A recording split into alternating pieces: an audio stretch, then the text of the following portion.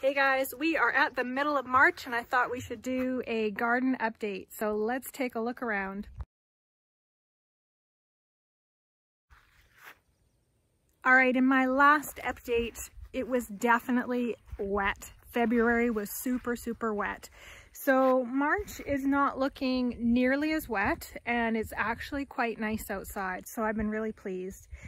So I am getting quite a bit done. I've been outside in the garden all day, almost every single day, and it's been a ton of work, and there's still a ton of work to go. So I'm going to start you off in the market garden area and then come back to the house garden area. We'll go through the greenhouse and then we'll have a quick peek at all our animals.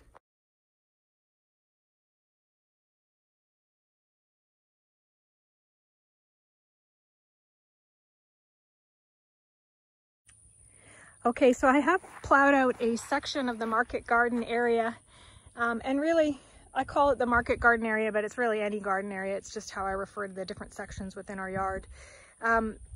We're going to have beans, quite a few beans in this section, and purple hull peas, and probably some watermelons in here. And this isn't all, like you can see in here, we won't have that, just that. It'll actually go over to about there and a ways over there. We'll continue to leave nature-friendly zones all around though. So this is actually going to be, I did an initial till because I just wanted to sort of get a sense of the zone. And I should say comment on till. So a reminder that half of our garden right now is, and maybe a little under half, is no dig, and then we're converting in pieces to all no dig. So this is still a tilled area for us. This won't always be a tilled process, but no dig takes a long time to convert to for us. So anyway, if you had unlimited funds, it would certainly be a lot faster, but we're having to do it in sections. So this is still done in a standard tilling method. So we take the tiller through and wreak havoc with the soil and go on from there. It's not my favorite way to do it, but it's the way we have to do it for now. So my husband will be taking the the tractor to this area probably in the next week or so to get it ready for us to start planting. So that's coming up for the market garden area in the next week.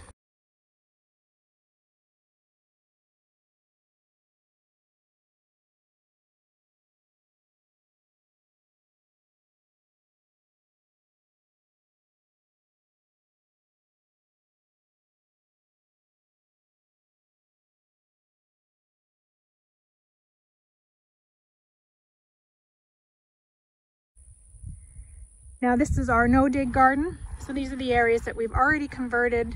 They were tilled at one time early on, and now they are now no longer going to be tilled. We just pour compost on top. You can see I've been updating these areas. I've got some compost on the top of these rows. I need to get some hay to put down in between the rows just to make sure that the weeds don't come up. But hopefully by not tilling, we'll reduce the amount of weeds. And then in here along the edge is all going to be another pollinator patch that we're working on. So those are planted, and I will have to till in here. So we will be expanding to new no-till zones in here with an initial till one time and building the rows in here. Our flowers are starting to pop up a bit, which is great. The yarrow, Gara. Oh, there's some galarnia in here. There's a couple different things coming up, and there's some new ones planted in there too. So those are great. I got fire ants everywhere in this yard. It's crazy. If anybody has solutions for fire ants that are chemical free, I'd love to know. This are our compost piles. These are all a chore. All need to be turned. I just turned that one today, so it looks a bit messy. It needs to be rained on, which we're supposed to get rain tomorrow. But it's good. I've got lots of compost coming for next year, but they all have to be turned, so that's quite a bit of work. And you can see here I planted this pollinator patch about 3 days ago, actually. It hasn't been very long, and just look at all the flowers popping up. So I'm excited about that. We have a new green grapevine. It's looking super happy. What's the variety? I've already forgotten. Thompson seedling grapevine. This is from TYTY Nurseries. I have a new muscadine in the back. So we have four muscadines now. And the fruit trees, we've got some blossoms on them. We don't generally get fruit. We're not very good at managing them. You're supposed to spray them with fungicides. Of course, if you spray them with fungicides, it kills the bees. So I won't do that. So I suffer without fruit. So these were letting this bout of heat is great because this is what's really killing off the weeds underneath here. So I need these to be done their thing in about a month. So we're hoping these guys are almost done their weed killing process. Otherwise, these other rows in between are good to go.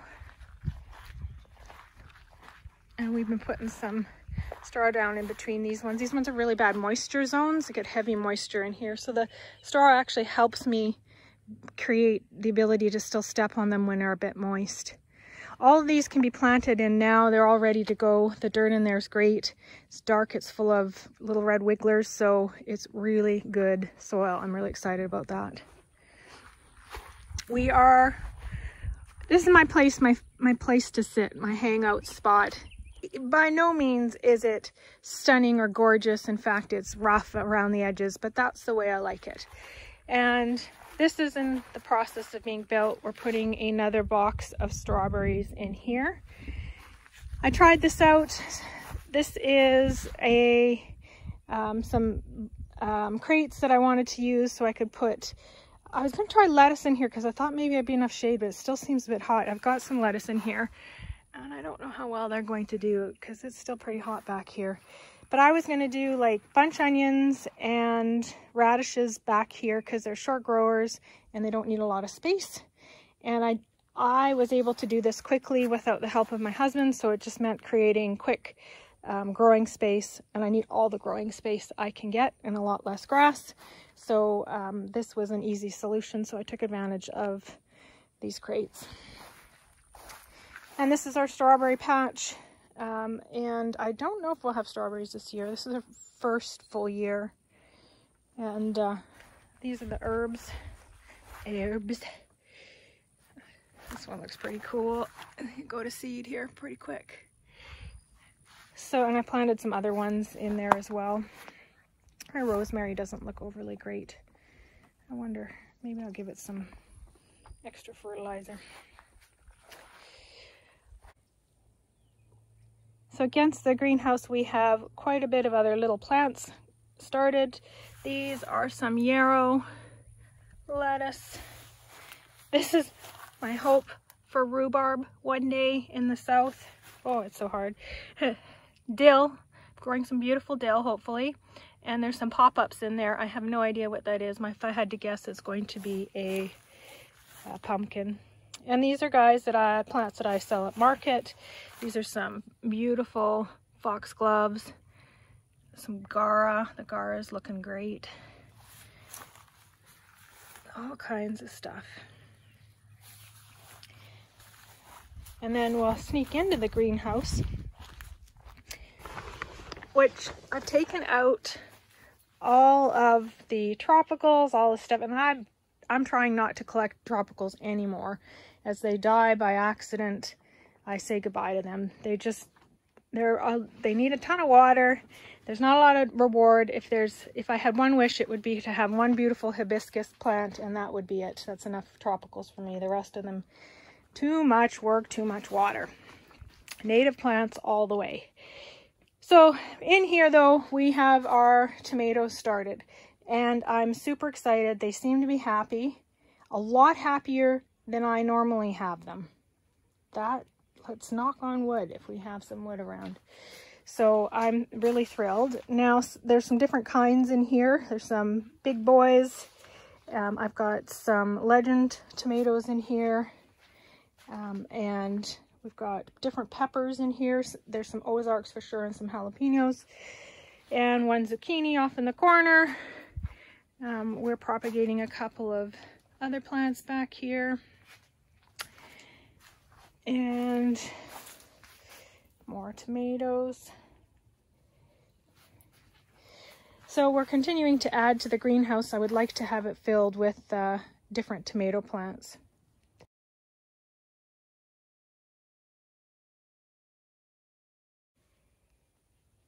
Well, not even 8 hours later of filming my March update, I came in this morning and found some of my potted plants eaten, likely by some sort of rat.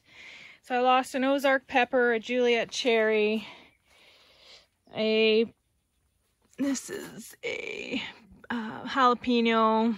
It might come back. I doubt it. This was my only heatless pepper and it's gone. And 2 tomato plants, leaving alone the stuff behind it, which is so funny. I know they don't tend to like squash plants, but so kind of saddening. It frustrates me. I'll keep putting pots over things over at night, I guess, and try to be a bit more diligent in keeping them off the plants, but sometimes they push over the pots too, so sigh. Living with nature can be tough. Here we go again.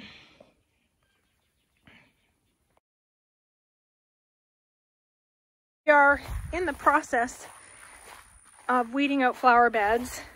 So you can see I've been taking it out. It's a constant process. The grass here is like a jungle and just takes over. Again, I've got a beautiful bowl of fire ants. I'm really great at encouraging fire ants. It drives me absolutely crazy. So this is, this actually little area can look quite nice. In the full bloom, this will be quite pretty with a bunch of wildflowers all the way around it. And then inside, when I get things together, I put a bunch of different flowers within those pots, and it looks quite nice. Of course, I'll have to battle the fire ants first. Now this is Pollinator Patch, the first one, the original 1.0. It requires re-trimming. I have to go back around all the edges, pull out any grass. This is its 2nd year. You can see how it's kind of messy up there because the grass takes over. So I've got to clean out all the grass, and then I add more seed, cover up the seed, and plant it again. And then I will have a beautiful pollinator patch in there.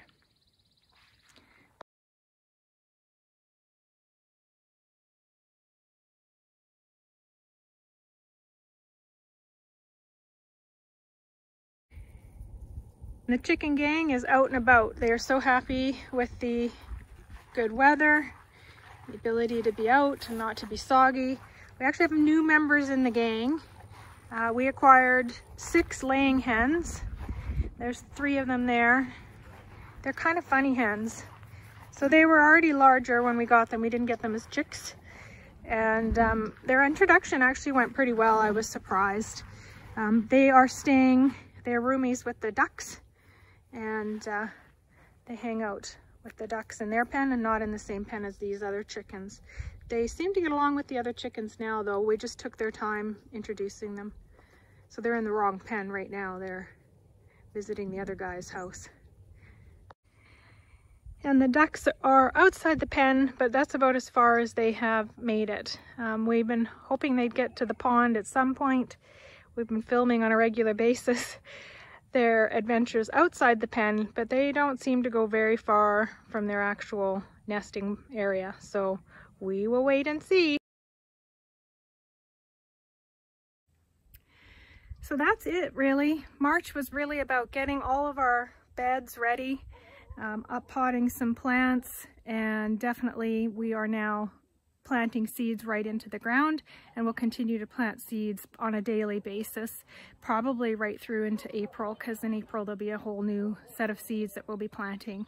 And I'm going to try and plant some things in rotation too, so I can continue our crops to try and meet demands at the market. So there's always a need for veggies at the market. You can easily sell out, so I just need to make sure I grow enough, which is the ultimate goal. So definitely busy with all that fun stuff, and flowers. I just enjoy them, so we're definitely going to try and have lots of those. So that's it. That's our update for March. Thanks everyone for checking it out. As usual, be friendly, be kind.